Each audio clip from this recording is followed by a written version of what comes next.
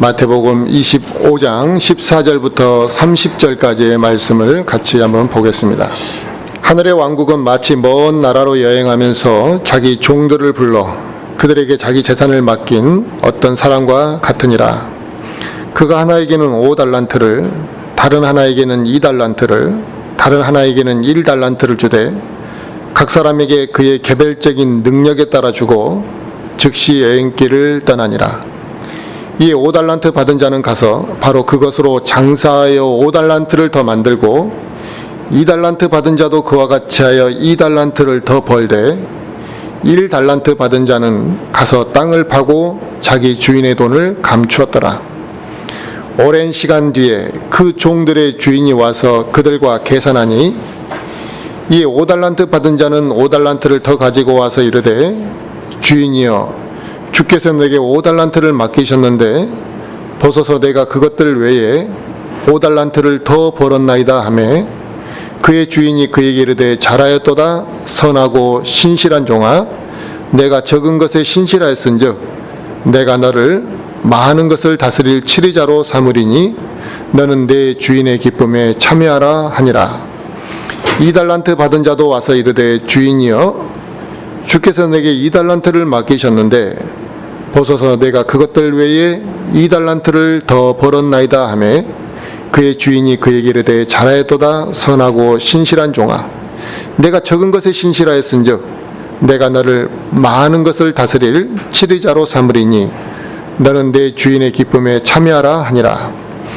그 뒤에 1달란트 받은 자가 와서 이르되 주인이여 당신은 엄한 사람이라 뿌리지 않은 데서 거두고 흩뿌리지 않은 데서 모으는 줄 내가 알았으므로 내가 두려워하여 가서 당신의 달란트를 땅속에 감추었나이다.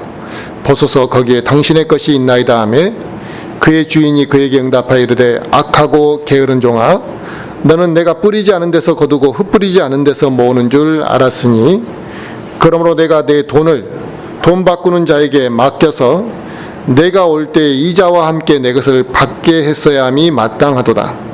그런즉 그에게서 그 달란트를 빼앗아 10달란트 가진 자에게 주라. 있는 자마다 받아서 풍성하게 될 테이나 없는 자는 자기에게 있는 것도 빼앗기리라. 너희는 이 무익한 종을 바깥 어둠 속에 내든지라 거기서 슬피 울며 이를 갈미 있으리라 하니라. 아멘. 네, 오늘 하나님 말씀의 주제는 착하고 신실한 종이라는 주제로 말씀을 전하려고 합니다. 오늘 본문 말씀은 이 달란트 비유로 누구나 잘 알고 있는 이 말씀입니다. 그런데 문제는 이 많은 그리스도인들이 이 달란트 비유를 통해서 이 얻게 되는 영적인 교훈이 있잖아요. 지금 이게 재밌으라고 예수님이 이야기하신 게 아니잖아요. 분명히 우리에게 교훈을 주기 위한 목적으로 이야기하셨는데 이 달란트 비유를 너무나 가볍게 생각하는 그리스도인들이 많고 또 하나님으로부터 자기가 받은 달란트가 무엇인지를 망각하고 살아가는 사람들이 많다라는 사실 때문에 이제 우리가 오늘 본문 말씀을 보려고 합니다. 그래서 오늘 말씀을 통해서 내가 과연 받은 달란트가 무엇인가, 또 내가 그 달란트를 통해서 어떻게 하나님 앞에 나타내 보일 것인가를 진지하게 생각해 봤으면 좋겠습니다. 마태복음에는 이 대표적인 비유가 나옵니다. 하늘나라에 대한 비유나 하늘의 왕국이나 이런 어떠한 비유가 나오는데 특히 이 천국 비유에 대해서, 천국에 대해서 비유를 12가지를 비유로 했습니다. 그러니까 천국을 설명하려고 12가지 비유를 통해서 천국에 대한 비유를 했는데 그 12번째 비유가 이 달란트 비유입니다. 또 이 달란트 비유는 단순히 이 하나의 어떠한 그 은사의 문제만이 아니라 교리적으로는 예수님의 재림 때를 사실 설명하기 위한 목적이 있는 것이거든요. 그래서 우리에게 이 교리적인 차원의 그 가르침도 있는데 오늘은 교리적인 가르침에 대한 말씀보다는 이 영적인 교훈을 좀 이 말씀을 통해서 우리가 얻고자 하는 것입니다. 달란트는 금이나 이 동전 이런 게 아닙니다. 사람들은 달란트 그러면 이제 번역을 잘못하다 보니까 이 달란트를 동전이나 화폐 단위로 이렇게 인식하는 경우가 많습니다. 그러나 사실 이 달란트는 이 무게 단위입니다. 무게 단위. 그러니까 1달란트가 어느 정도의 무게고 2달란트가 어느 정도의 무게인지 이 무게 단위거든요. 그래서 달란트의 값어치는 금이냐 은이냐 동이냐에 따라서 같은 1달란트라 할지라도 값어치가 완전히 다른 겁니다. 무게 단위이기 때문에 금 1달란트와 은 1달란트가 똑같은 한 달란트지만 금인지 은인지에 따라서 이게 가치가 완전히 달라지는 것이죠. 그런데 오늘 본문에서는 이 달란트를 무게 단위로 이야기하지 아니하시고 지금 화폐 단위로, 가치의 단위로 지금 이야기를 한 거거든요. 이게 금인지 은인지는 모르지만 하나의 어떤 정도의 양을 다 각자 양을 나눠주신 겁니다. 또 우리가 흔히 달란트라고 표현할 때 이제 은사, 재능 이런 의미로 우리가 다 이해를 하고 있습니다. 그래서 누구나 우리가 하나님으로부터 달란트를 받았다 이런 표현을 이제 쓰고 있죠. 이처럼 오늘 본문 말씀을 이제 우리가 영적으로 적용할 때는 당연히 은사로 적용한다고 할 수 있는 것이고 이제 아무 문제가 되지는 않습니다.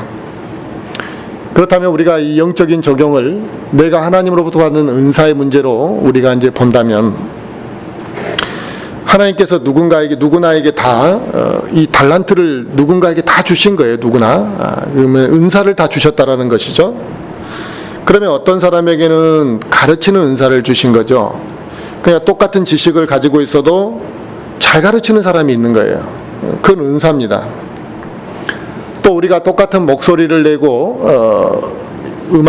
악보를 보고 부른다 할지라도 어떤 사람은 목소리가 굉장히 좋고 또 그 사람의 음색이 사람들에게 감동을 주는 음색이 있습니다. 노래를 잘 부르는 사람이 있어요. 그러면 그 사람은 찬양의 은사가 그 사람에게 있는 것이죠. 또 어떤 사람은 복음을 또 잘 전하는 사람이 있습니다. 내가 예수님에 대한 이야기를 몰라서가 아니라 알고 있는데도 복음을 잘 못 전하는 사람이 있고, 어떤 사람은 복음을 전하면 굉장히 부작용이 적고 효율적으로 잘 전하는 사람이 있습니다. 이 사람은 하나님으로부터 복음을 전하는 그 은사가 있는 것이죠. 또 어떤 사람은 이 사람들을 잘 포용하는 사람들이 있습니다. 그래서 어느 조직에나 가든 말하지 않아도 다 누군가가 그 사람을 찾아가는, 그 사람에게 찾아가고 그 사람에게 고민을 상담하고 그 사람하고 대화하고 이런 경우들이 있어요. 이런 경우들이 뭐냐면 위로할 수 있는 은사가 그 사람에게 있는 것이죠. 이 외에도 수많은 은사들이 있습니다. 뭐 병을 고치는 은사도 있을 것이고, 음식을 잘하는 은사도 있을 것이고, 지식의 은사도 있을 것이고, 언어의 은사도 있을 것이라. 어떤 사람은 정말 이 영어 울렁증이라 그러잖아요. ABC만 봐도 그냥 앞이 깜깜한 사람이 있는 반면에 어떤 사람은 5개 국어도 쉽게 하는 사람이 있습니다. 이건 은사입니다. 은사. 또 어떤 사람은 기억력이 굉장히 좋은 은사도 있습니다. 하나님께서 이와 같은 은사를 다양하게 사람들에게 주신 것이죠. 그러면 이 은사는 자기가 스스로 만들어낸 것이 아니라 하나님이 선물로 주신 거예요. 그러니까 자기가 노력으로 받은 게 아니란 말이에요.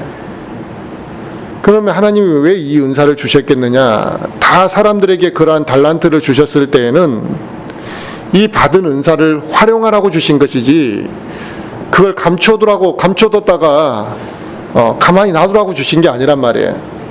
그러면 그걸 어떻게 활용해야 되느냐의 문제가 이제 생기게 되죠. 그래서 자기가 받은 은사를 하나님의 교회를 세우는데 활용하라고 주셨어요. 그런데 대부분은 그 은사를 어디다 사용하냐면 자기 육신을 위해서 사용해버리니까 문제란 말이에요. 지식의 은사를 줬더니 성경 공부는 안 하고 세상 공부만 열심히 해서 대학에 좋은 데 들어가는 데만 관심이 많은, 심지어 부모도 그렇게 가르친다 이거예요. 지금 성경 읽을 때가 아니라 학교가 공부할 때지. 그렇게 스스로 그 은사를 자기 것인 양 자기 마음대로 써버리는 사람들이 매우 많습니다.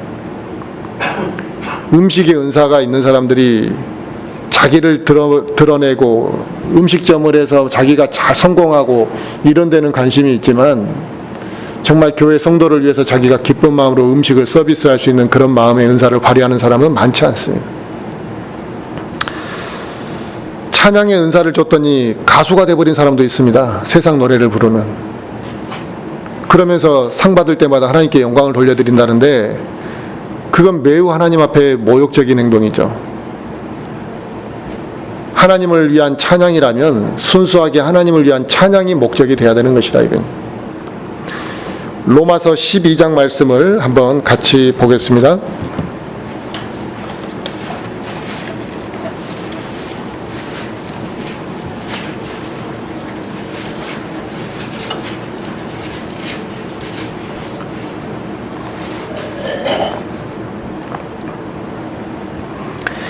로마서 12장 4절부터 8절을 보시면요, 우리가 한 몸에 많은 지체를 가지고 있되 모든 지체가 같은 직무를 가지고 있지는 아니하나니 이와 같이 우리도 여럿이지만 그리스도 안에서 한 몸이요 각 사람이 서로 지체이니라. 그런즉 우리에게 주신 은혜에 따라 우리가 다른 선물들을 가지고 있으니 대언이면 우리가 믿음의 분량대로 대언하고 혹은 사역이면 우리가 우리의 사역하는 일로 섬기며 가르치는 자는 가르치는 일로 섬기고 권면하는 자는 권면하는 일로 섬기며 주는 자는 단순함으로 그 일을 하고 다스리는 자는 부지런함으로 긍휼을 베푸는 자는 즐거움으로 할 것이니라 그랬습니다. 아멘. 그러니까 우리 성도들 안에서도 은사가 다 다르다는 거죠.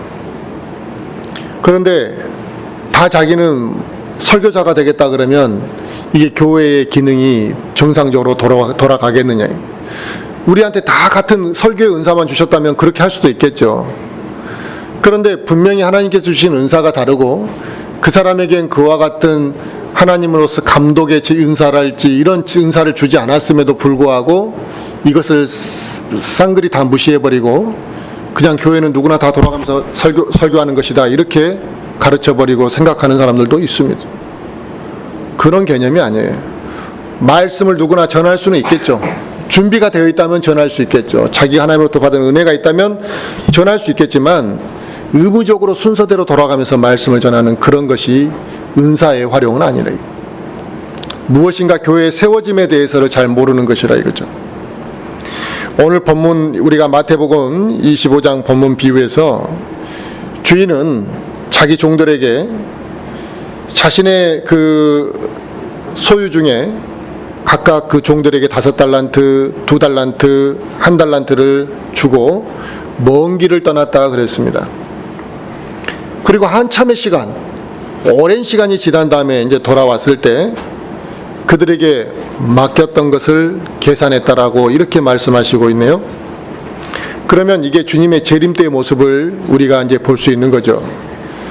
주님이 부활하시고 하늘나라에 가셨다가 이제 재림 때 우리를 만나면 어디서 만나게 되느냐? 그리스도 심판석 앞에서 서게 될 텐데 그리스도 심판석 앞에 우리가 섰을 때 주님은 우리에게 그 은사를 어떻게 사용해서 열매를 맺었는지를 제일 먼저 보실 것이라는 것을 우리가 알 수 있는 것이라 이겁니다. 그래서 본문의 비유 내용은 예수님께서 하나님의 우편에 가 계시다가 돌아오는 그 상황을 먼 길을 떠났다 돌아온 그 주인의 모습과 비교해 볼 수가 있는 것입니다. 그리고 어떤 종에게는 5달란트를 또 다른 종에게는 2달란트를 맡긴 것처럼 주님께서 어떤 사람에게는 더 많은 일을 맡긴 사람도 있고 어떤 사람에게는 좀 더 적게 맡긴 경우도 있고 맡김이 달라요. 그러니까 다 똑같이 5달란트를 주신 것이 아니란 말이죠. 그래서 어떤 사람에게는 더 많은 일을 맡겼을 수 있고 더 적은 일을 맡길 수도 있지만 각자에게 주신 은사가 다르다는 것입니다. 그래서 그 주님이 다시 오실 때 주인이 와서 자기 종들에게 그 노력의 결과물을 요구했듯이 우리에게도 결과물을 요구할 것이라는 겁니다.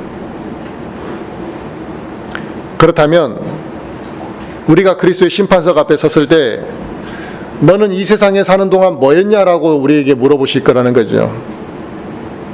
그러면 나는 지금 이 순간 당장 뭐 올해가 아니면 내년이라도 내후년에라도 내가 주님 앞에 갔을 때 정말 저는 주님 앞에 이것을 내놓을 것이 이것만큼은 내가 내놓을 거라고 무엇을 말할 것인지를 한번 생각해 봐야 됩니다.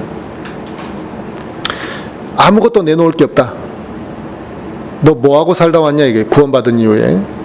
근데 저는 그런 생각해 본 적도 없고 내놓을 것도 없습니다라고 한다면 주님이 그래 네 구원받은 것만으로도 어디냐 여기서 푹 쉬어라 이렇게 말씀하지는 않으실 것 같아요.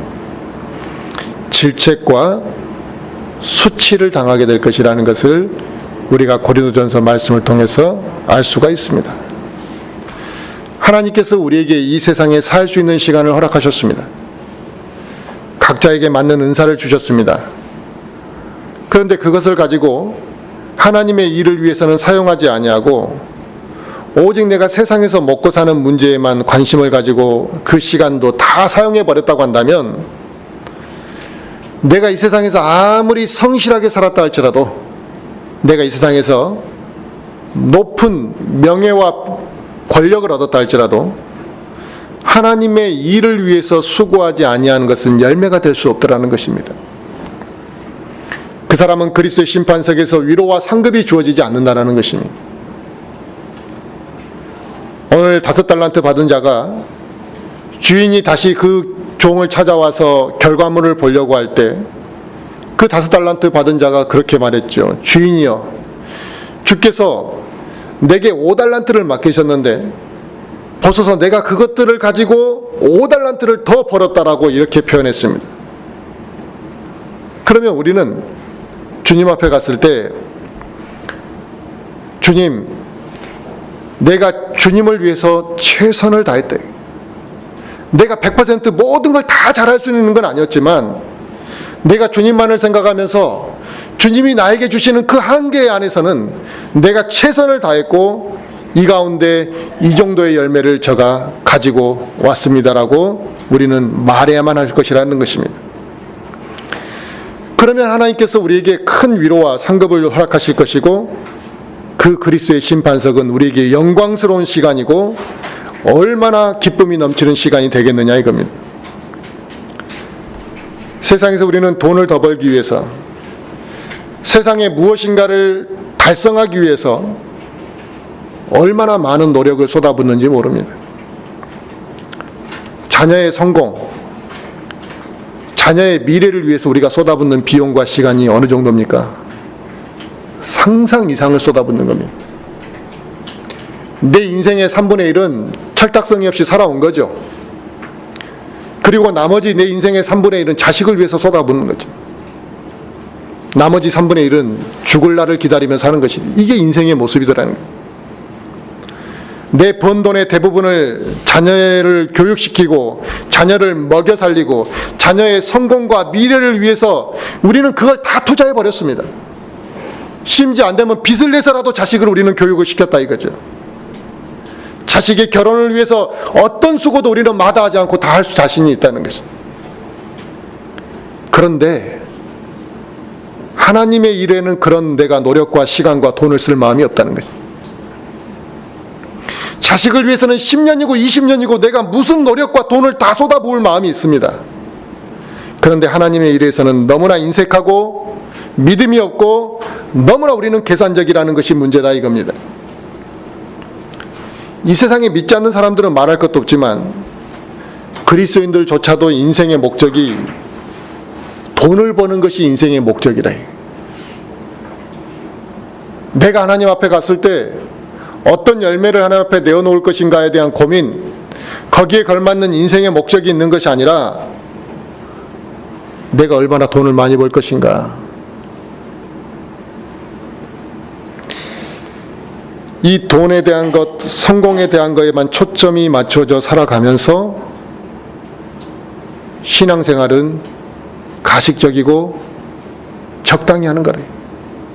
그러면서도 하나님을 사랑한다는 거예요. 그러다 보니 하나님께서 나에게 맡기신 달란트가 무엇인지 그 달란트를 내가 어떻게 사용해야 되는지 고민 한번 해보지 않고 신앙생활을 한 사람들이 얼마나 많은지 모릅니다. 심지어는 하나님께서 주신 은사가 자기 것인 것처럼 생각하는 사람도 있습니다. 자기 거라고 생각하니까 당연하게 자기의 유익만을 위해서 사용하게 되는 것이죠. 우리는 세상 일이 흔히 잘 되면, 세상 일을 잘하기 위해서 우리는 흔히 세상에서 뭐라고 이야기하냐면 노력을 해야 된다 이런 이야기를 합니다.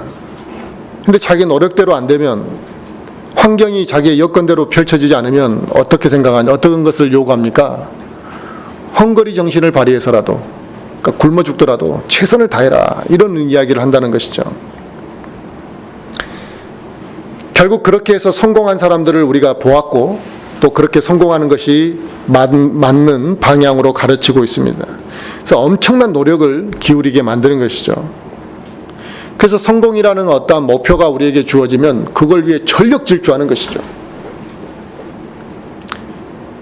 대학교 시험을 앞두고 있는 지금 이 수많은 수험생들은 12년 동안 대학교라는 그 관문을 위해서 죽을 힘을 다해서 달리도록 채찍질을 받고 있는 것이죠. 그런데 하나님의 일을 위해서 그렇게 채찍질과 목표를 향해 달려본 그리스도인은 거의 없습니다. 심지어 1년도 못한다는 거예요. 1년 52번 교회 나오는 것도 다 못 나오는 사람들이 더 많습니다. 10년 동안 교회를 단 한 번도 빠지지 않은 사람이 몇 %나 될 것 같습니까? 이게 쉬운 일이 아니라 이거예요. 별것 아닌 것 같은데. 그런데 세상 성공과 목표를 위해서는 어떠한 힘을 다해서라도 한다는 것입니다. 3년 개근상 받는 사람 흔합니다. 매일같이 학교 가는데 365일 가는데 3년을 개근하는 사람들은 얼마나 많냐 이거. 그런데 3년을 교회 출석을 하는, 꾸준히 출석하는 사람은 많지 않습니다. 하나님의 일에 대해서는 안 되면 그만이라는 생각이 우리에게 깔려 있는 것이죠. 심지어 하나님 경배드리는 것조차도 마음을 다하고 힘을 다하고 우리가 온 정성을 다해서 경배를 드리지 않는다라는 것이 문제입니다. 우리가 복음을 누군가에게 전하려고 계획을 세웠는데 그 복음을 전할 수 있는 기회가 딱 취소돼 버리는 경우들이 간혹 있습니다. 그러면 그때 내 안에 드는 마음이 너무나 아쉽고 정말 내가 기도를 하지 못했구나라는 어떠한 내 스스로의 죄책감, 무엇인가 내가 다시금 죄를 다듬어서 정비해서 복음을 전해야 되겠다 이렇게 생각하는 소수의 그리스도인도 있겠지만 어떤 사람은 그냥 편하게 생각해 버린 사람도 있어요. 그냥 뭐 복음 안 전하게 뭐 지가 안 받으려나 보다 이렇게 생각하는 사람도 있습니다. 아쉬움이 남는 것이 아니라 그러한 기회를 놓쳤던 것을 편안함으로 느낀다면 내 안에 열정이 없는 것이죠. 교회 일을 계획하고 진행함에 있어서 성도들이 기도로 함께하지 않는 경우들을 저는 사역 13년 동안 너무나 많이 봤고 매번 흔하게 봐왔습니다. 이게 당연시 되어 있어요. 그런데 반대로요. 목회자가 이 교회 일을 위해서 수고하지 아니하고 기도하지 않으면 바로 비난하고 모든 책임의 화살을 다 돌립니다. 왜 그걸 목사님이 안 알아보셨냐고 하는 사람들이 봤습니다. 근데 왜 그걸 내가 꼭 알아봐야 되나 이게. 자기는 왜 알아보면 안 되냐 이게. 하나님의 일을 위해서 기도했다면 그런 말을 할 수가 없는 거죠. 하나님의 일을 위해서 억지로 하고 있는 사람들, 이 하나님의 일을 위해서 같이 기도하지 못하는 이유는 뭐냐? 관심이 없는 겁니다. 믿음이 그렇게 없고 교회도 열심히 안 다니던 학생들도요, 내일 시험을 앞두면 기도합니다. 하나님 저 시험 좀 잘 보게 해달라고. 다급하니까 기도하는 거거든요. 평소에 기도 한번 하지 않던 사람이 자기 자식이 죽을 것 같으면 기도합니다. 그건 뭐냐? 관심이 있기 때문에 기도하는 거죠. 그게 자기에게 중요한 문제로 자리 잡기 때문에 기도하는 거죠. 그러면 왜 우리가 하나님의 일에 대해서 기도하지 않느냐? 하나님의 일에 관심이 없다는 거예요. 나에게 주신 은사를 사용해서 하나님의 일에 우리가 동참하고 내가 교회 안에서 그리스도의 향기를 풍기고 또 내가 효과적으로 복음을 증거하고 나의 은사가 사용되어져서 교회가 강건해질 수 있도록 해야 되는데 그 은사를 사용하려고 하는 마음이 없다라는 것입니다. 이처럼 은사를 활용하지 아니하고 가만히 썩혀두고 있다고 한다면 결과적으로 1달란트 받은 종처럼 행동하고 있는 것이 되는 것입니다.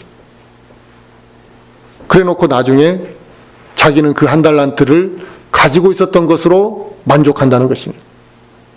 그것을 하나님이 뭐라고 평가하실 것이냐? 악하고 게으른 종이라고 평가하실 거라는 사실이죠. 오늘 본문의 주인은 먼 길을 떠나기 전에 이 종들에게 소유를 맡길 때 일률적으로 다 5달란트를 주는 것이 아니라 차등해서 줬을 때는 그 종들의 능력에 맞게끔 소유할 수 있게끔 차등해서 준 것입니다. 그러니까 우리에게 주어진 은사도 우리가 가지고 있는 분량만큼 하나님께서 은사를 주신 것인데 우리는 그것을 활용해서 많은 열매를 맺으라고 주신 것이라는 겁니다. 그 은사를. 그런데 실상은 그 은사를 다른 곳에 사용하거나 관심을 갖지 않고 살아가거나 또 어떤 경우에는 나는 은사가 없다고 생각하는 경우들도 있습니다. 그래서 이런 착각을 하게 되면 하나님께서 나에게 주신 은사가 없다고 착각하게 되면 이게 하나님과의 관계에서 무엇인가 깊은 발전이 이루어지지가 않게 되는 거죠. 저 사람은 하나님으로부터 복을 많이 받았는데 나는 복을 안 받은 것처럼 이렇게 이제 인식하게 되는 것입니다. 그러나 하나님께서 모두에게 다 똑같이 5달란트를 주신 게 아니라는 사실을 우리가 알아야 될 것이고요. 이것은 하나님이 보실 때 적합하게 주신 것입니다. 그러면 적은 달란트를 받았다 할지라도 그것을 통해 하나님께 영광을 돌려드리면 되는 것이라 이거죠. 나중에 이 주인이 결과를 다시 보고받을 때 5달란트 받은 사람에게 5달란트를 남겼기 때문에 더 많은 상급을 준 건 아닙니다. 2달란트가 받은 사람이 2달란트만 벌었기 때문에 5달란트 받은 사람보다 적게 상급을 준 건 또 아닙니다. 은사는 다르게 줬지만 하나님이 나중에 주시는 복에 대해서는 동일한 복을 주신 거죠. 저는 이 개인적으로 은사의 문제에 대해서 어려서부터 심각하게 사실 저는 고민을 하고 살았기 때문에 이 은사에 대한 문제가 제 은사에 대한 문제를 저는 뼈저리게 사실은 고민을 했거든요. 처음 제가 고민을 하게 된 것이 저는 중학교 2학년 때 이 은사의 문제에 대해서 고민을 했습니다. 언제까지 고민을 했냐? 20대 중반까지, 후반까지, 중후반까지 27살 때까지 정말 심각하게 고민을 했습니다. 나는 무엇을 잘할 수 있을까? 아무리 내 자신을 살펴봐도 뛰어난 게 없고 하나님이 나에게 주신 재능이 도저히 발견이 되지 않는 거죠. 분명히 하나님께서 은사를 주셨다는데 그럼 나에게는 1달란트도 주지 않으셨다는 말인가? 이게 저한테는 심각한 고민이었거든요. 그래서 특별한 은사가 없어 보였습니다. 저 주변의 사람들에게 볼 때는 제가 볼 때는 저 사람은 이런 은사가 있고 저 사람은 저런 은사가 있고 뭐 좀 다 나보다 나은 은사들이 있는데 저한테는 은사가 없더라고요. 그래서 이 고민을 너무 오랫동안 심각하게 하면서 나중에는 하나님에 대한 불평과 원망까지 이제 이르게 된 그 과정들이 있었거든요. 그러나 이제 지금 생각해 보면 하나님의 은사를 세상적인 기준에서만 막 찾고 있고 내 지식적으로 알고 있는 범위에서만 찾으려고 했기 때문에 그 하나님의 은사를 발견하지 못했던 것 같습니다. 또 저에게 주신 은사가 무엇이고 또 내가 무엇인가 그 은사를 알기까지는 많은 시간이 걸렸지만 근데 하나님께서 나에게 분명히 은사를 주셨다면 그 은사를 발견하게 해달라고 정말 오랜 시간 꾸준히 저는 기도했습니다. 그러니까 중학교 그 어릴 때 마음부터 매일같이 기도한 건 아니지만 그 그 어릴 때 마음부터 20대 후반이 될 때까지 하나님, 저가 은사가 무엇인지 좀 알게 해주시라고, 하나님이 저에게 주신 한 달란트라도 그 달란트가 무엇인지 좀 알게 해달라고 정말 긴 시간, 10년 가까운 시간 넘게 꾸준히 저는 기도했었습니다. 근데 이게 이제 20대 후반이 돼가지고 우연찮은 기회에 이게 나에게 주어진 은사구나라는 걸 제가 알게 됐죠. 근데 그것을 알게 된 순간에 그 학생 시절 때부터 그게 사실은 은사였음에도 불구하고 제가 몰랐구나라는 것을 알게 된 거죠. 그러니까 중간중간 그 은사를 힌트를 주신 것들이 있었는데 그때는 몰랐던 거죠. 근데 은사를 발견하고 나서 다시 과거를 돌아보니까 나에게 그런 은사가 있었는데 그게 몰랐구나, 이렇게 생각을 했던 것입니다. 근데 그 기쁨이 이제 은사를 알고 나니까 기쁨이 있더라고요. 그 다음에 두 번째는 자신감이 막 넘치더라고요. 내가 이것만큼은 잘할 수 있을 것 같다는 생각이 드니까. 그 다음에 그 기쁨과 자신감이 넘치니까 세상 일도 열심히 하게 되는 이런 효과들이 있더라는 거죠. 또 그 은사가 그 은사를 통해서 하나님의 일을 이렇게 이제 써서 하나님의 일에 사용했을 때 하나님이 함께 하심이 나타나는 거예요. 그래서 하나님께서 나에게 이 은사를 주신 것이 맞구나라는 확신을 가지게 된 거죠. 세상에서도 자기가 잘할 수 있는 것을 찾는다라는 것은 중요한 일입니다. 그래서 우리가 그 사람의 그 어려서부터의 능력을 개발해주고 재능을 개발해주려고 하는데, 자기가 잘할 수 있는 것을 찾는 것은 그 사람의 삶의 만족도를, 행복도를 높이는 아주 중요한 요소가 됩니다. 세상에서도. 그런데 하나님께서 나에게 주신 은사를 내가 깨닫고 살아간다면 그리스도인의 행복도가 왜 높지 않겠냐는 거죠. 구원받은 그리스도인이 행복도가 높지 않고 기쁨과 만족도가 높지 않는 이유에서는 단순히 그가 영적으로 연약하다 이 개념으로 그냥 포괄적으로 말할 문제가 아니라 그 사람이 자기 은사를 방치하고 살고 하나님과의 교제가 단절되고 이런 게 다 복합적인 문제예요, 사실은요. 그러나 분명히 하나님께서 주신 은사를 활용할 때 그 2달란트 받은 종이 2달란트를 기쁨으로 일할 수 있었던 것처럼 우리가 그 은사를 알게 되면 정말 기쁨으로 지치지 않고 일할 수가 있는 것입니다. 그래서 은사를 활용하면 덜 지치게 되고 힘들어도 인내할 수가 있게 되고 참을 수가 있는 것 같습니다. 자신이 무엇인가 어떤 일에 있어서 지치지 않고 하는 일이 있다고 한다면 그건 하나님께서 그 사람에게 주신 은사일 가능성이 매우 높습니다. 하나님께서 나에게 주신 은사가 무엇일까? 이 문제에 대해서는 젊은이들이 특히 고민해 봐야 되거든요. 그래서 제가 젊은 친구들에게 이러한 그 학생들이나 그 은사에 대한 고민, 제가 경험했던 이야기들을 해주면 그때만 잠깐 듣지 자기 은사에 대해서 그렇게 고민하지 않아요. 그럼 뭐에 고민하냐? 내가 어느 대학 가서 어느 직업하고 어디 취직하냐 이런 고민만 있으니까 하나님의 은사에 대해서는 관심이 없는 거죠. 대부분이 아니라 거의 99.9%가 이런 은사의 문제에 대해서 그리스도인 청년들이 잊고 살아가는 것을 보게 됩니다. 그러나 자신이 하나님부터 받은 은사를 발견했다면 그 은사가 아무리 작은 것이라 할지라도 자신에게 주어진 그 분량만큼의 은사를 활용하면 열매를 맺게 되어 있는 것입니다. 하나님께서 우리에게 요구하시는 건 그런 걸 요구하는 것이지 누구나 다 풍성하게 엄청난 열매를 맺으라 이런 의미는 아니거든요. 근데 어떤 사람은 이 은사에 대해서 관심이 없고 또 은사에 대해서 고민해 보지도 않고 또 나는 은사가 없는 것 같다고 그냥 이렇게 치부해버리고 살아가고 있습니다만 내가 그 은사를 얼마나 진지하게 생각하고 하나님으로부터 그 받을 은사를 내가 관심을 가지고 묻고 있느냐를 스스로에게 질문해 보게 되면 또 정말 갈급해 한다면 받을 수 있을 겁니다. 발견하게 될 것입니다.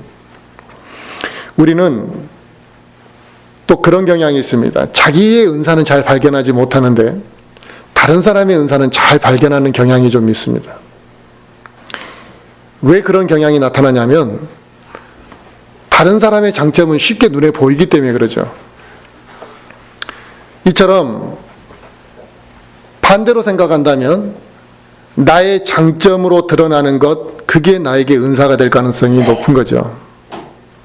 그래서 분명히 누군가가 나에게 장점으로 인정하는 그 부분들이 내가 잘 살펴보게 되면 그게 하나님께서 주신 은사일 가능성이 매우 높을 겁니다. 그래서 우리 그리스도인들은 나에게 주어진 은사가 무엇인가? 그 달란트에 대해서 생각해보고 반드시 이것은 고민해봐야 될 문제입니다. 만약에 이 은사에 대한 고민이 없고 은사를 방치해버린다면 한 달란트 가지고 있었던 그 게으르고 악한 종의 삶을 우리가 살 수 있기 때문에 그렇습니다. 나에게 은사가 없다고 생각되면 어떻게 해야 될까요?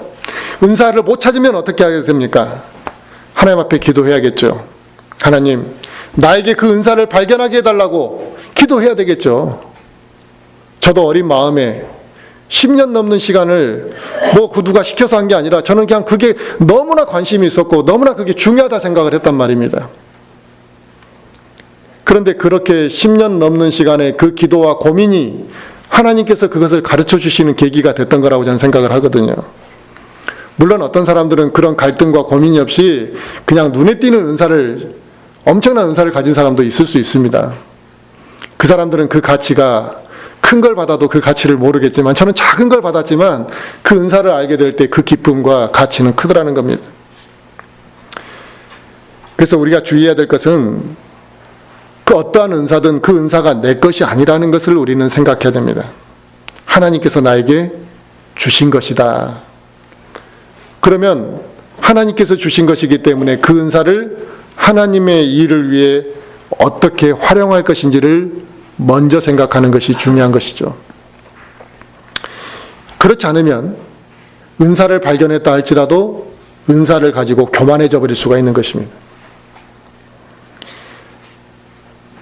이 세상에서 경제적으로 더 나은 삶을 위해서 은사를 사용하는 사람들이 대부분이거든요.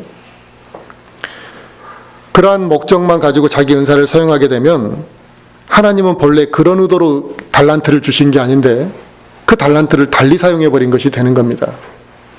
물론 하나님이 주신 은사를 세상 일에 사용하지 말라는 건 아닙니다.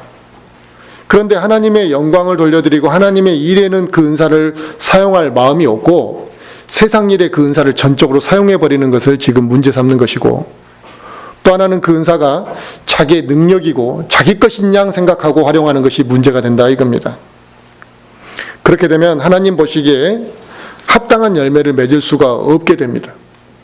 아무리 좋은 은사를 가졌다 할지라도.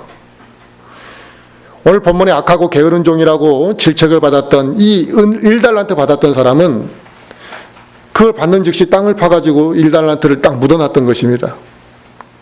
그러니까 그 사람은 그걸 사용할 마음이 없었던 거죠. 그러니까 그 달란트를 손해를 받거나 또 그 달란트를 잃어버리지는 않았습니다.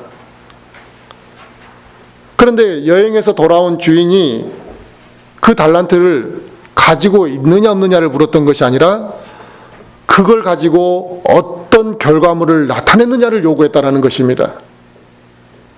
그러니까 내가 받은 그 은사 지금도 남아있습니다. 이걸 우리는 하나님 앞에 나타내는 것이 아니라 그 은사를 가지고 어떤 결과물을 하나님 앞에 나타냈느냐를 하나님이 요구하신다는 것입니다. 그래서 우리가 합당한 열매를 그리스도의 심판석 앞에서 어떻게 드러내 보일 것이냐, 이게 우리 인생에 매우 중요한 문제가 되죠. 예수 그리스도의 재림의 상황과 오늘 본문의 내용이 비슷하다 그랬습니다. 그러면 주인은 돌아가서 반드시 왔어요. 시간이 오래 걸렸지만. 그런데 예수님도 언제 오실지 모르지만 반드시 오실 거라는 것입니다. 요즘은 주님이 다시 오실 거에 대한 관심도 없이 살아가는 사람도 있고 모르는 교인들도 많습니다. 아마 이 재림에 대해서 무관심한 사람이 더 많은 것 같습니다. 그런데 심지어 요즘에는 주님의 다시 오심에 대해서 믿지 않는 거짓 목사들과 사꾼들도 많이 있죠. 주님이 안 온다라고 생각하는 사람도 있는 거죠. 그러나 우리가 주님이 다시 오실 날을 대비하는 사람과 그렇지 않는 사람은 오늘 본문에서도 그 차이를 드러내 보이고 있습니다. 주인이 다시 오실 것을 생각하고 기다리는 종은요, 그 달란트를 가만히 가지고 있을 수 없다는 걸 알았던 것이거든요. 어떻게든 이 달란트를 주인이 맡겼을 때 의도를 알았던 거죠. 가지고 있으라고 맡긴 게 준 게 아니었다는 것입니다. 가지고 있으라고 준 거였다면 이 5달란트를 받은 종도 땅에 묻어놨던지 어디에다가 맡겨놨겠죠. 그 의도가 그게 아니라는 걸 이 종들이 몰랐던 게 아니란 말이에요. 다 알았어요. 근데 주님이, 그 주인이 다시 오실 거에 대한 관심이 있는 사람은 자신이 받은 달란트를 활용해서 더 많은 이익을 내었고 더 많은 이익을 내기 위해서 열심히 살았을 거 아니냐 이거죠. 그러나 주인이 언제 오는지에 대한 관심이 없는 사람, 이런 사람들이 1달란트를 받은 사람과 같다 이겁니다. 묻어놨어요. 언젠가는 오겠지. 그냥 오면 드러내서 그냥 보여주면 된다. 돌려주면 된다. 그러니까 주인이 오느냐 안 오느냐에 관심이 없었던 거예요. 언제 오든지가 오면 그냥 돌려주겠다 이런 마음이었던 거죠. 게으르고 악한 종과 같았다. 구원받은 거 하나만 믿고 살아가는 그리스도인들 있죠. 심지어 내 자식의 악함을 보고도 그래도 구원받았으니까 됐다라고 생각하는 그 부모들의 말을 들을 때마다 저는 정말 너무나 가슴이 찢어지고 괴로운 마음을 느낄 때가 많습니다. 나도 괴로운데 어떻게 저 부모는 자기 자식이 구원받은 거 하나 갖고 저렇게 만족하고 사는지 저는 이해가 안 됩니다. 구원받는 거 하나만 믿고 살아가는 이런 사람들도 악하고 게으른 종으로 치부될 수 있는 사람들입니다. 성경에서는 예수 그리스도의 다시 오심에 대한 것, 마지막 때에 대한 이야기를 분명히 중요하게 설명하고 있습니다. 베드로후서 3장을 한번 우리가 참조해서 보겠습니다.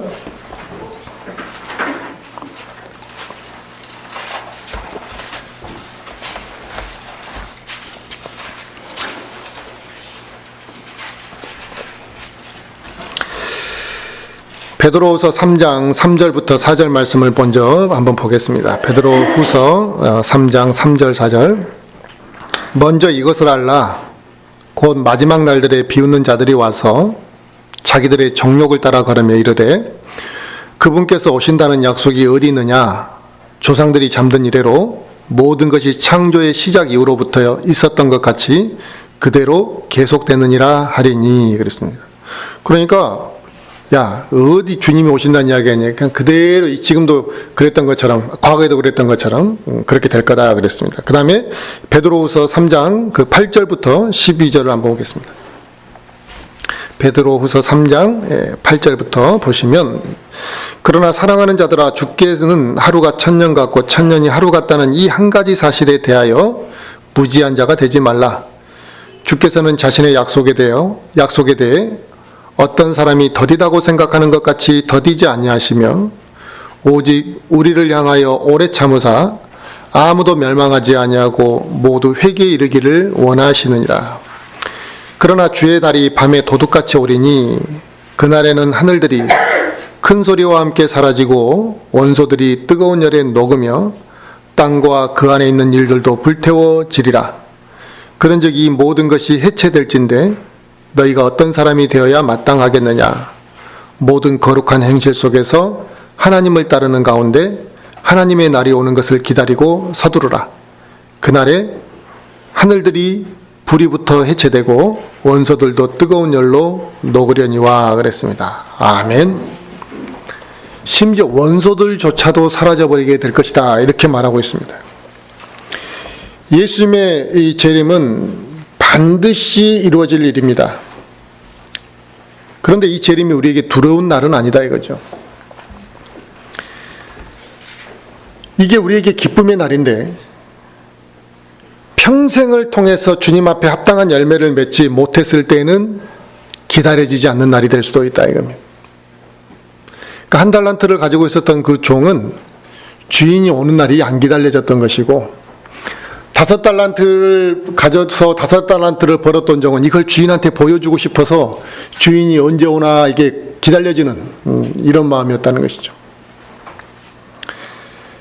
물론 구원받은 그리스도인이 합당한 열매를 맺지 못했다 그래서 지옥 가는 건 아니겠죠.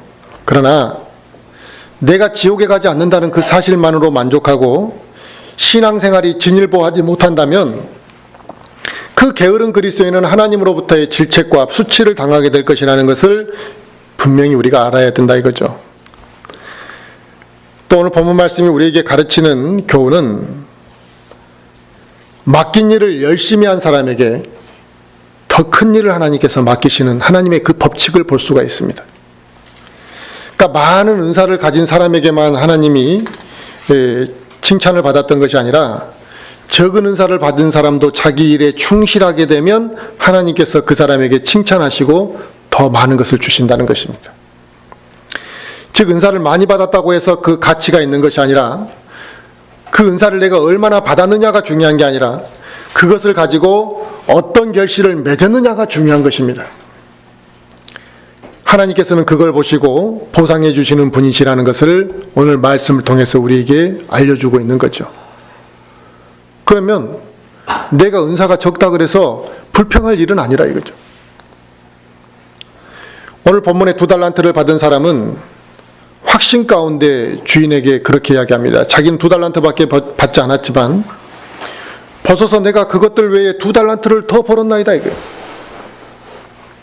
그러니까 주인이 잘했다 이거예요. 칭찬했단 말입니다.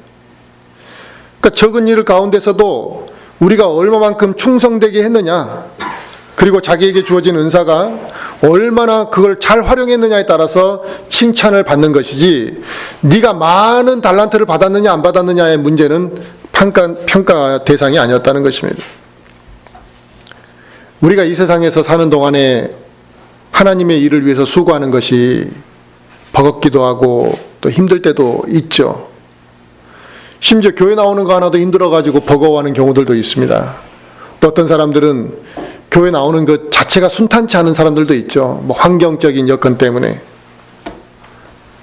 하지만 우리는 어떠한 환경에 있든지 간에 내 상황이 어떻든 간에 나에게 맡기신 부분에 있어서 하나님의 영광을 위해 그 일을 충실히 수행해 나가는 것이 우리에게 필요하다는 것입니다. 종은 주인이 원하는 대로 움직이는 것입니다. 하나님께서 우리에게 원하시는 것이 무엇인지를 발견하고 거기에 순종하는 것이 우리에게 맞는 것이라는 겁니다. 그런데 우리는 하나님이 나에게 무엇을 원하는지에 대한 관심이 없으니까 하나님이 나에게 주신 달란트가 무엇인지에 대한 관심도 없는 거라 이거죠. 그러니까 하나님과 나와의 삶 속에서 하나님이 나에게 무엇을 원하시는지를 알고자 한다는 것은 뭐냐면 내가 그 뜻에 맞게 순종하겠다라는 마음이 있을 때 그게 알고 싶은 거잖아요. 근데 그런 마음 자체가 없으니 백날 기도를 해도 기도가 소통이 아니라 그냥 자기 멋대로 기도하는 거고 자기 아쉬울 때 기도하는 거고 소통이 아니란 말이에요. 일방적으로 자기 하고 싶은 말만 하는 기도가 돼버리는 거죠. 종은 주인이 원하는 대로 움직여야 됩니다.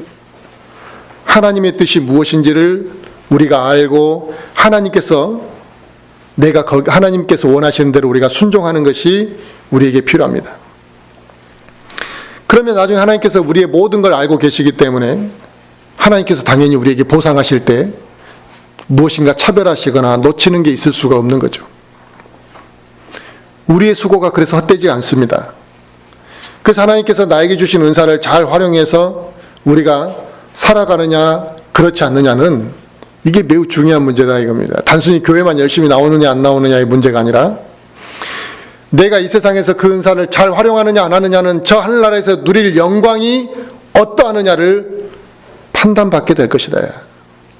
이 세상 물질과 그 하늘의 영광이 어떻게 비교될 수 있겠느냐 이겁니다. 성경은 우리 각 사람이 자기 자신에 대해서 회개 보고하게 될 것이라는 것을 로마서 14장 12절에 말씀하시고 있습니다. 근데 이 회개 보고에 대한 인식이 너무 약한 것 같습니다. 이 장부에 대한 기록에 대한 인식을 이렇게 경험을 해보고 하신 분들은 이 회개 보고라는 게 얼마나 신경 쓰인다라는 걸 잘 알거든요. 몸에 각인되어 있죠. 그러니까 이것을 제일 몸에 잘 각인되어 있는 게 요즘 현대 시절에는 격리부에서 일한 사람이나 은행원들이 제일 알겠죠. 은행원들이. 우리는 문 닫으면 은행원들 퇴근한지 알지만 은행원들 돈 얼마 안 맞아가지고 밤 11시까지 그 돈 맞히는 사람들 많습니다. 안 되면 자기 돈으로 메꿔 넣는 거잖아요. 근데 신기하다는 거예요. 꼭 안 맞을 때가 있다는 거예요. 미치도록. 아무리 계산을 해도 안 맞다는 거예요. 그러면 그게 그렇게 자기들한테는 스트레스란 말이에요. 이게 회개 보고예요. 10원도 틀리면 안 되는 것이에요. 그리스도 심판석에서 우리의 작은 것까지 낱낱이 다 하나님께 보고하고 계산해야 될 일들이 우리에게는 아직 남아 있습니다. 주인이 5달란트를 받은 자부터 1달란트 받은 자에게까지 다 한 사람 한 사람 계산했던 것처럼 하나님께서는 우리의 그 수고한 것에 대한 결실에 대해서 하나님 앞에 회개 보고해야 된다는 걸 우리가 안다면, 게을리 살라고 천천히 게으르게 살으라 한다 할지라도 내가 어떻게 대충 살 수 있겠냐 이거예요. 1달란트를 받은 사람이 1달란트 받은 걸 땅에 묻어두었다가 주인이 돌아올 때까지 그 사람이 무엇을 한 것 같습니까? 성경에는 그 사람이 뭘 했는지 기록도 안 남겨놨습니다. 그러나 확실한 건 뭐냐면, 그 사람이 주인이 먼 여행길을 갔다 오랜 시간 만에 돌아왔을 때 무엇을 했는지는 기록이 안 되었는데, 확실한 건 뭐냐면 주인을 위해서 일하지는 않았다라는 겁니다. 그리스도인들도 세상에서 이 세속적으로 살아가고 정욕을 채우기 위해서 살아가고 재물을 얻는 것에만 모든 목적을 가지고 살아가는 사람들, 이 사람들이 하나님으로부터 받은 1달란트 받은 사람들의 모습이죠. 이 사람들은 자기 사명에 대한 관심이 없습니다. 그냥 그걸 묻어두고 세상을 위해서, 세상의 만족을 위해서 살아가는 거죠. 그러니까 그건 하나님 앞에 갔을 때 그 사람이 세상에서 얼마나 돈을 벌었고 세상에서 얼마나 세상 일을 열심히 했느냐는, 그건 하나님이 보시는 문제가 아니라 이거예요. 그러니까 그 사람이 그렇게 살았던 것에 대한 이야기들은 하나님 심판석에서 드러나지 않을 것이라. 주님이 다시 오시더라도 나는 구원받았으니까 라는 생각으로, 안일하게 생각으로 준비 없이 살아가는 사람들이 1달란트 받은 사람의 모습입니다. 그걸 성경은 게으르고 악한 종이라고 이렇게 표현하고 있다는 것입니다. 게으른 그리스도인들이 그리스도 심판석 앞에 섰을 때 하나님 앞에 그럴 수 있잖아요. 너 게으르고 악하다. 그러니까 하나님, 저가 그래도 매주 교회 나간 사람입니다. 내가 찬양대도 섰고 내가 헌금도 했고 내가 그래도 교회에 이렇게 꾸준히 자리 잡았던 사람입니다. 이런 변명을 할지는 모르겠습니다만, 1달란트를 주인으로부터 받았던 종의 변명과 뭐가 다르냐 이거예요. 너 왜 1달란트 가지고 그렇게 살았냐 그러니까 그 1달란트 받은 종이 뭐라 그랬습니까? 내가 두려워서 당신의 달란트를 땅속에 이렇게 감춰놨다. 혹시 잃어버릴까 봐. 벗어서 이거 당신 것이니까 당신 받으십시오. 내가 얼마나 이걸 소중하게 여겼는지 한번 보십시오. 뭐가 다르냐 이게. 그러나 중요한 것은, 하나님이 묻고자 하는 것은 왜 그 은사를 나를 위해서 사용하지 않았느냐, 이걸 묻고자 하는 거예요. 왜 그 은사를 나를 위해서 사용하지 않았냐. 그것은 그 은사를 주신 목적과 의미를 모르고 살아가기 때문에 하나님을 위해서 사용하지 않았던 것이죠. 주인을 위해 충성할 마음이 없기 때문에 그 은사를 사용하지 않았던 것이죠. 우리는 영적으로 게으러져 있는 이런 나의 나태한 상태를 우리는 깨우쳐야 된다는 것입니다. 자신의 식은 열정을 다시 불태워서 하나님이 나에게 주신 은사를 제대로 활용해야만 된다는 것입니다. 영적 생활에서 적당이라는 건 사실 있을 수가 없거든요. 그런데 제가 사역을 하면서 제일 부딪히는 문제는 여러 가지가 있습니다만, 이 적당이라는 것과 굉장한 많은 부딪힘이 있습니다. 심지어 목회자들조차도 그런 이야기를 하는 거예요. 저는 오히려 그런 것 때문에 붕괴한 적이 좀 있어요. 어떻게 시간이 지나면 지나갈수록 열정이 식어가는 것을 오히려 그게 표준과 모델이 되어버린지, 그리고 그 열정을 가지고 있는 사람을 비정상으로 보는지, 저는 그게 지금도 이해가 사실은 안 됩니다.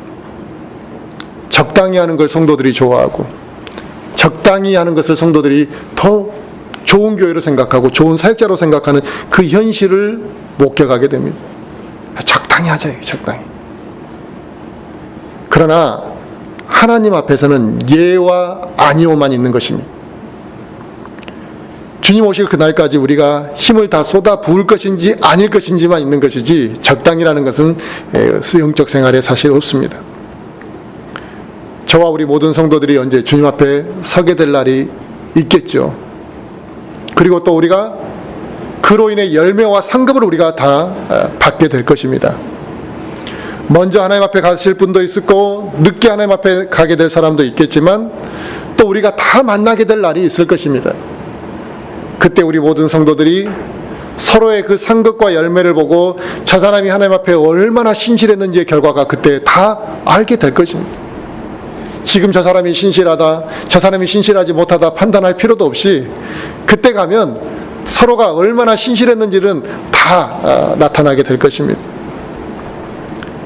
저와 우리 모든 성도들이 이 5달란트, 2달란트 받았던 종처럼 착하고 신실하다라는 그 평판을 받는 우리의 남은 인생이 됐으면 좋겠습니다.